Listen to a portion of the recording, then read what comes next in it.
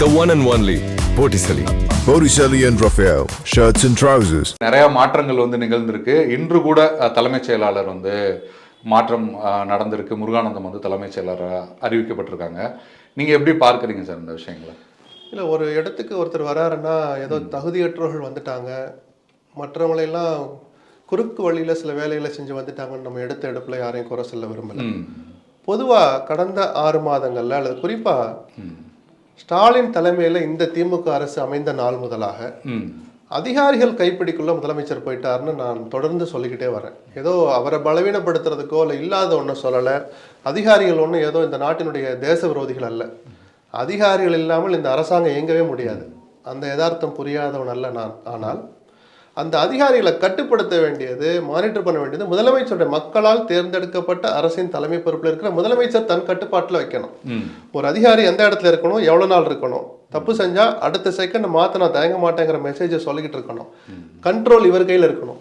ஆனால் துரதிருஷ்டவசமாக ஒரு குறிப்பிட்ட 2-3 அதிகாரிகள் கையில தான் இந்த ஆட்சி தொடங்கின நாள் முதலாக இருந்துகிட்டு இருக்கு. அந்த குற்றச்சாட்டுகள் தலைமைச் செயலாளர் பதவிக்கு வந்த முருகானந்துக்கு தகுதி இல்லைன்னு சொல்ல முடியுமா? கிட்டத்தட்ட 30 ஆண்டுகளுக்கு மேல தமிழ்நாட்டு மக்களுக்கு தமிழ்நாட்டுடைய நலன்களை டெல்லியில இருந்த போது சரி இங்கேயும் சரி அது பிரதிபலிச்சுட்டு இருக்கிறார், உழைச்சிட்டு இருக்கார், யாரும் மறுக்கல. ஆனால் சிவதாஸ் மீனா தலைமைச் செயலாளர் இருக்கிறார். இன்னொரு சில பல மாதங்கள் அவருக்கு மீதம் இருக்கு. அவரை போய் ரெரால போய் இந்த ரியல் எஸ்டேட் ஒழுங்குமுறை தலைவராக போடுங்க. அப்ப இந்த அவசரத்துக்கு என்ன காரணம் வந்துச்சு?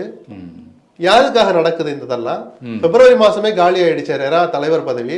எதுக்காக இத்தனை மாசம் அதை காலியாவே வச்சிருந்தீங்க? அதான் சார், காமராஜர் காலத்துல இருந்து அதிகாரிகள் தேர்ந்தெடுக்கப்பட்ட அரசுக்கு முதலமைச்சருக்கு உதவியா இருந்திருக்கிறாங்க. படிக்காத காமராஜருக்கு அதிகாரிகள் உதவி செஞ்சாங்க. அது முடிவை எடுத்தவர் காமராஜர். அதனாலதான் இன்னைக்கு அவர் பேசப்படுறார். சரிதானே? அதிகாரியுடைய அறிவுரைகளை கேட்டு முடிவை முதலமைச்சர் எடுக்கணும். ஆனா துரதிருஷ்டவசமா கிட்டத்தட்ட கலைஞர் 89க்கு அப்புறமே எடுத்துக்கிட்டா கூட வேற எந்த ஆட்சியிலும் இல்லாத அளவுக்கு குறிப்பிட்ட 4-5 அதிகாரிகள் இந்த அரசாங்கத்தையே தங்கள் வசதிக்கேற்ப தங்கள் விருப்பத்திற்கேற்ப வளைக்கிறாங்க அப்படிங்கிறது நிஜமான நிஜம். இதை ஏத்துக்கிறாங்க. கசப்பான உண்மை இதுதான். இது யாருக்குமே நல்லதில்லை. அரசு நிர்வாகத்துக்கும் நல்லதில்லை, தேர்ந்தெடுக்கப்பட்ட இந்த அரசுக்கும் நல்லதல்ல, தமிழ்நாட்டின் எதிர்காலத்துக்கும் இது நல்லதில்லை. 2-3 நியமனங்கள் இப்ப அரசமைப்பு சட்ட ரீதியா சில அமைப்புகள் இருக்கு. மனித உரிமை ஆணையம் ஆகட்டும், இந்த ரெரால தொடங்கி பல விஷயங்கள், யூபிஎஸ்சி நம்ம ஸ்டேட் கவர்மெண்ட்டுடைய ஒரு ஆர்கான், டிஎன்பிஎஸ்சி சேர்மன், இதெல்லாம் அரசமைப்பு சட்ட ரீதிகள். இந்த பதவிகளை எடுத்து பாருங்க. ஒரு 10 பதவி இருக்குன்னு வச்சுக்கோமே, குறைஞ்சது 6 அல்லது 7 இடங்கள்ல தமிழ்நாட்டை சாராத அதிகாரிகள் இருக்காங்க. அவங்க தகுதியற்றவன் நான் சொல்ல. நீங்க நடத்துறது திராவிட மாடல் ஆட்சி. ஏன் தமிழ நீங்க தகுதியானவன் இல்லையா? வட மாநிலத்தவரோ தமிழ்நாட்டை சாராத யாருமே இருக்கக்கூடாதுன்னு நான் சொல்லல. நீங்க எழுப்புற கோஷத்துக்கும் மேடையில பேசுற பேச்சுக்கும் நடைமுறைக்கும் கொஞ்சமாவது தொடர்பு இருக்கா? வேல்முருகனும் ஜவாஹிருல்லாவும் சொல்ற கருத்தினுடைய சாராம்சம் இதுதானே தவிர ஒரு குறிப்பிட்ட அதிகாரிக்கு தகுதி இல்லைங்கிற அந்த அடிப்படையில சொல்லல. தமிழ்நாட்டுல தமிழனுக்கு அதிக வாய்ப்பு கொடுங்க.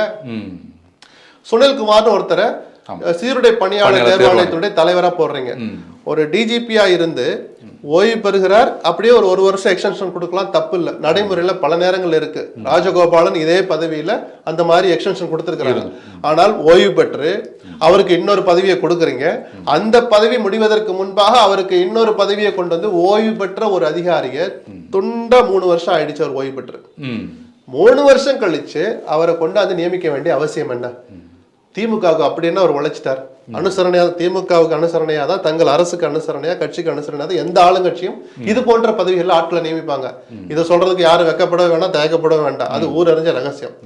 திமுக அனுதாபிகளே பல பேர் இருக்கிற போது இப்படி தமிழ்நாட்டை சாராத ஒரு அதிகாரியை பல அதிகாரிகளை கொண்டு வந்து நியமிக்க வேண்டிய அவசியம் என்ன?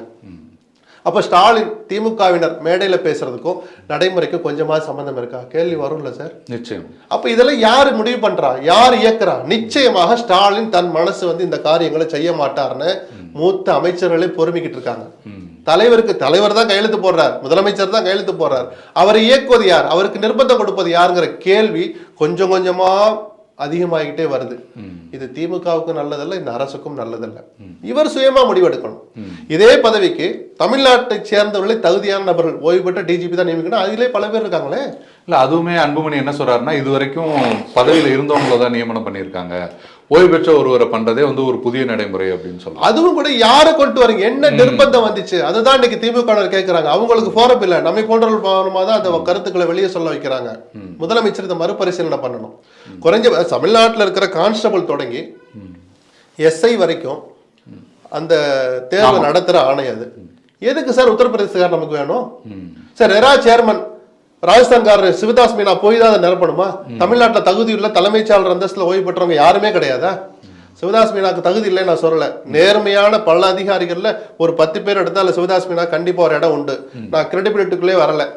நீங்க திராவிட மாடல் அரசு நடத்துறீங்களே, தமிழ்நாட்டை சேராதவங்களா கொண்டாந்து முக்கியமான பதவிகளை அமர்த்துறீங்களே, அப்போ உங்ககிட்ட என்ன வெளிப்படைத்தன்மை இருக்கு? உங்க சொல்லுக்கும் பேச்சுக்கும் ஏன் இவ்வளவு இடைவெளி? கேள்வி வரும்ல. திரும்பவும் சொல்றேன், முதலமைச்சர் இதை யோசிக்கணும். மற்ற பதவிகள்லாம் கூட விடுங்க, இந்த சீருடை பணியாளர் தேர்வாணையத்திற்கு சுனில்குமாரை நியமித்தது நான் திரும்ப சொல்ல தனிநபர் விமர்சனமா நான் வைக்கல. இது வந்து என்ன சொல்றது, ஒரு நேர்மையற்ற செயல், முறையற்ற செயல். நடைமுறையை மீறி அப்படி செய்ய வேண்டிய அவசியம் என்ன வந்துச்சு? தான் தோன்றித்தனம்னு ஒரு வார்த்தை யூஸ் பண்ணுவாங்கல்ல, அதுக்கு பொருத்தமான காரியம் இது. முதலமைச்சர் இந்த ஆட்சி அமைஞ்சதுல இருந்து பல பெருந்தன்மையான விஷயங்களை பண்ணார். நானே பல நேரங்களில் அவரை விமர்சிக்கிறேன், அவரை பாராட்டுற மாதிரி பல காரியங்கள் பண்றாரு. அம்மா உணவகத்தை இன்னைக்கு வரைக்கும் உயிரோட வச்சிருக்கிறது வரைக்கும் கூட அவருடைய பெருந்தன்மை தெரியுதுன்னு சொல்றேன்னா, அவர் ஆளுநர் சட்டத்தை மீறி விதிகளை மீறி ஒரு வரம்பு மீறி நடந்துகிட்டாருன்னு அந்த இடத்திலேயே அவருக்கு எதிராக தீர்மானம் கொண்டு வந்து முதுகெலும்புள்ள முதலமைச்சர்னு பாராட்டுன நான் சொல்றேன். இப்ப செயலற்ற முதலமைச்சரா இருக்கிறார். தன் கண் முன்னால் நடக்கிற பல விஷயங்கள் அவர் கேள்வி கேட்க முடியாத நிலையில் இருக்கிறார். அல்லது என்ன நடக்குதுன்னு எனக்கே புரியல. டாப் லெவல்ல நடந்த அத்தனை அப்பாயின்மெண்ட்டை எடுத்து பாருங்க, முதலமைச்சர் தன் கவனத்தை அதில் செலுத்தினாராங்கிற சந்தேகம் ஒரு பத்திரிகையாளராக எனக்கு இருக்கு. மற்றபடி எந்த தனிநபரை பத்தி நம்ம கிரெடிபிலிட்டிக்குள்ள போக வேண்டாம், அதுக்கு அவசியமே இல்லை.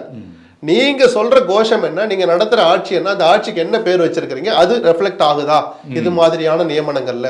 அப்ப சமூக நீதியை பத்தி நீங்க பேசுற தார்மீக தகுதி உண்டா? கேள்வி வரும்ல. நாங்க தலித்தை தான் நியமிச்சிருக்கோம், ஜாதிக்குள்ளே நான் வரல. தமிழ்நாட்டுக்காரனை புறக்கணிக்க வேண்டிய அவசியம் என்ன வந்துச்சு? எப்பாடுபட்டாவது ஓய்வு பெற்ற அதிகாரியை கொண்டாந்து உட்கார வேண்டிய, அது வெளிமாநிலத்தவர் கொண்டாந்து உட்கார வேண்டிய அவசியம் உங்களுக்கு எதுக்கு வந்துச்சு? திமுகவுக்கு உணர்வோடு உழைத்த பல பேர் அதிகாரிகள் இன்னைக்கு இருக்கிறாங்க, ஓய்வு பெற்றவங்க.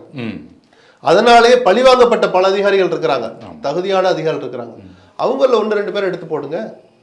இதையெல்லாம் முதலமைச்சர் சிந்திக்கணும். அது அவருக்கும் நல்லது, கட்சிக்கும் நல்லது, ஆட்சிக்கும் நல்லது. Okay sir.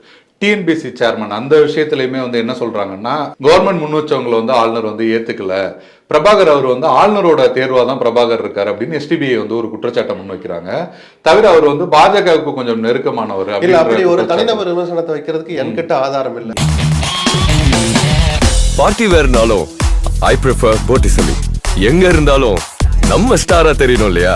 வெரைட்டியான கலர்ஸ், நியூ டிசைன்ஸ், அதுக்கு மேல star look. The one and only Botticelli. Botticelli and Raphael, shirts and trousers.